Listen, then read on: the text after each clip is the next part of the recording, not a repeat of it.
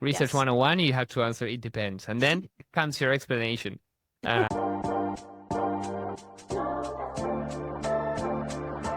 So about the UX team one or UX researcher one, or one of the earlier ones, and thinking about getting that buy-in and making those connections within the company, in your internal teams or whatnot.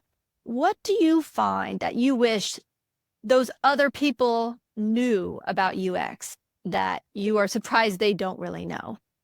What do you wish that they knew that you didn't have to explain? okay, this is a really good question. Maybe I can make it specific to research in this case. Sure. One of the things that sometimes is a little bit of a misconception is that research is simply talking to customers.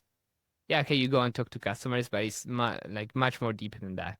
It's about triangulating, about using different methods. It's way more than that. And sometimes that's something that is not that they are not valuing the work we do, but they think it's either that it actually is sometimes. Not always, but that's something that I face many times, especially, with maybe product counterparts or even part of the organization. Okay, you're talking to customers. I can also do that. You just see the executor. I need you to send a survey to this Yeah. type of users. This kind of things. Something that I would like them to think of is about UX or research as a strategic partner and kind of like another leg of this table. We should all get together and there's no, okay, I got and you execute. That's probably something that I wish more people understood. And that research takes time also. Yeah, we can deliver fast. We can cut some corners here and there, but you can only squeeze so much. At some point, if we need to talk to 15 people, we need to talk to 15 people, and this is pretty much how we will go. And probably one thing that I face many times is the expectation that you will find gold every time you dig. Every time you do research, you will find groundbreaking stuff that now will change the direction of the product completely. And sometimes it's not the case. And sometimes there are things like, yeah, we need more time. We need a better signal. We don't know about this yet. We can't conclude, this kind of things. And that's something that I face many times. They're like, okay, you talk to 10 customers. What? Tell me now. Okay, what do we do? It's like, yeah, okay, we are not sure. We're not so sure about this. We should maybe try another method to complement this. It's like, oh no, but it took 2 weeks. You know? Yeah, I've been there. And what about the scenario where they say, we already knew that. You're not bringing us anything new. We already knew that. Well, you can answer this in different ways. You can say, you knew that. How did you know that? Did you know that because it was your hunch? If that was your hunch, now you have actual data to support that. Not only you know that, but now you know is most likely true, or that you have higher confidence that this is actually this way. So that's one thing. If they knew that because they at some point they conducted some research 3 years ago and they face the same, you can say, okay, fine, the situation stays the same. If not, it's like there was some miscommunication when we started the project because he kind of like wanted me to research something. Then it's more about, okay, what were we expecting to get out of this project? What decision were you trying to make? Or what were the things that you were looking for here? That's also probably worth assessing before conducting the research. There are different answers to this.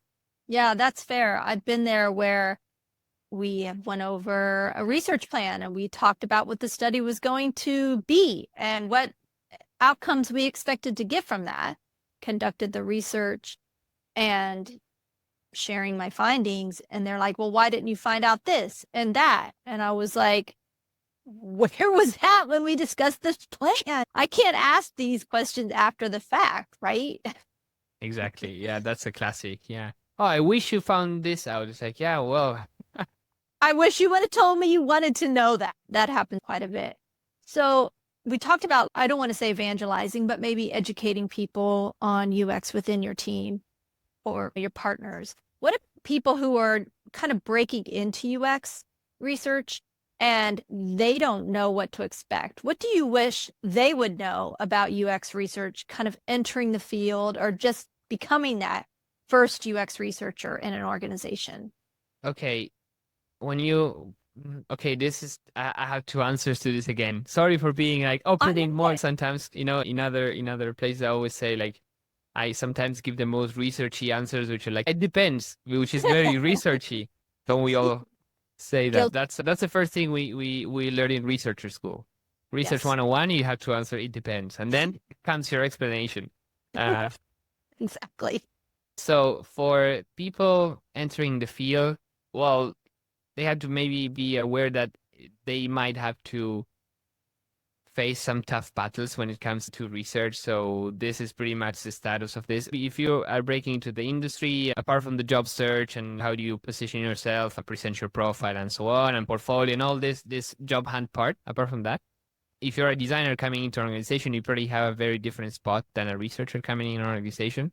So for those coming into the industry, they should be aware that there are a lot of, I don't want to say fight because it sounds like we're like very, like like aggressive or something, but you know what I mean? There are many conversations we need to have. Maybe we can put it that way. So tough conversations that we need to have, and that they should be patient and they should not be discouraged when their research is not used the first time, or if they face some backlash, and so they need to have some tough, like not a shell or like an armor, but they need to be tough in that sense. They need to be a bit resilient, especially if the organization is still not familiar with research. If you're starting out and you come into an organization and you face like backlash, and backlash, is like it's easier to get discouraged. It's like, why am I even a researcher? Why didn't I pick up Figma or something? So that's one thing. And then people like first researcher, because maybe people who are the first researcher, they're also senior. It can happen.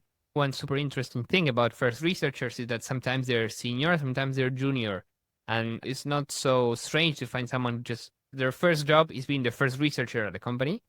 That's also part of what pushed me to start this little universe and share some tips and some content on that, because not only they're junior or they're starting in the field, but also they're starting in a very disadvantageous environment, so to say. So you have seniors and juniors and midweight, so it's a little bit mixed.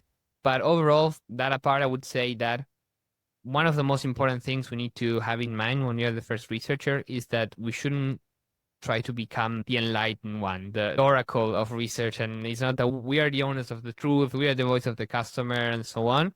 And also, we shouldn't be the only ones actually bringing insights to the table. Instead, we should try to become a builder to build all those channels and have different parties involved, have different parties chip in, have different insight from different sources. And maybe if you want, become instead of an oracle, becoming a connector of knowledge. The ones that, okay, we administrate the knowledge, we connect the knowledge from different teams, and we empower the rest to be better at learning, to be better at collecting data, and then making sense of everything. It's important how we position ourselves in that regard. So if we position us, okay, I go do the research and I tell you all the wonderful stuff that I found, or not, because we say sometimes you don't find anything. So we can position ourselves as that, but that's not sustainable in the long run, especially if you're a team of one. So you need to be smart and say, okay, how can I play this game? It's a different game. I always use this sports analogy of being a playmaker and help everybody play better and elevate everybody's game.